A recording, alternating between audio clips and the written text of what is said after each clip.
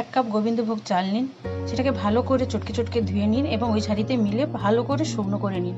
এরপর একটা কাঁচের বায়োলে নিন 1 চামচ আদা বাটা, 1/2 চামচ হলুদ গুঁড়ো, 1 চামচ নুন ও 1.5 চামচ ঘি ও 4 চামচ চিনি দিয়ে ভালো করে মেখে 30 মিনিটের জন্য ঢাকা দিয়ে রাখুন।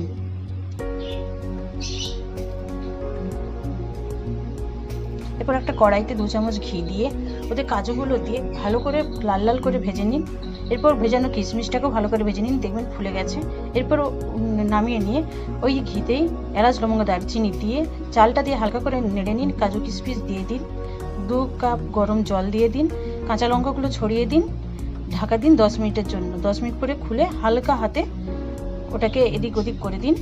এরপর আবার ঢাকনা দিয়ে 5 মিনিট রেখে নামিয়ে দিন, দেখবেন ঝরঝরে হয়ে গেছে আর তৈরি হয়ে গেছে বাসন্তী পোলাও।